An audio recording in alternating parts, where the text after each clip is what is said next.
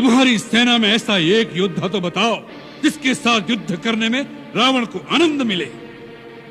आपने सत्य कहा, हमारी सेना में ऐसा कोई नहीं जो आपसे लड़ने में शोभा पाए। नीति कहती है कि प्रीति और बैर बराबर वालों से ही करना उचित है।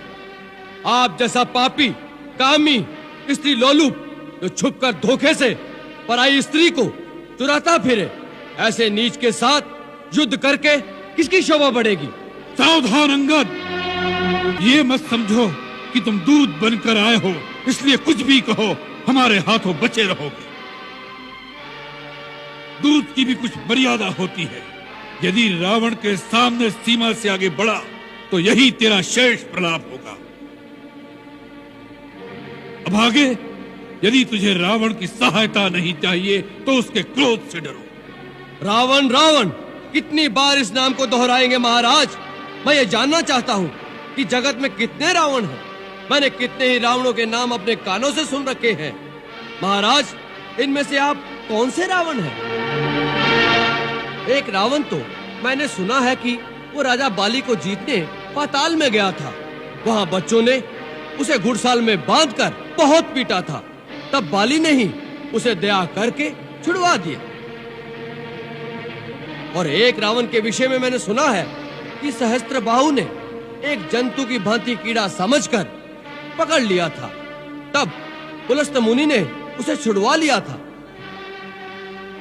एक और रावण की बात कहने में संकोच लगता है, क्योंकि कहते हैं मेरे पिताश्री उसे अपनी काख में दबाकर अपनी पूजा करते रहे।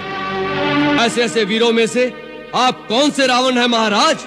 मूर्ख, हम वही बलवान रावण हैं जिनकी भुजाओं की लीला कैलाश पर्वत जानता है।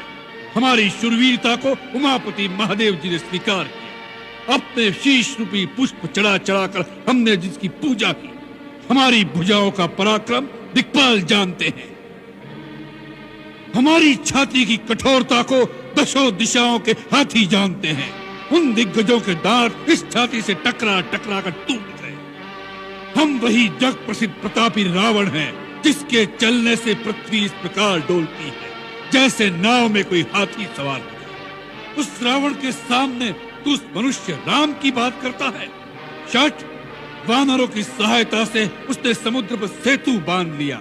यही उसकी प्रभुता है।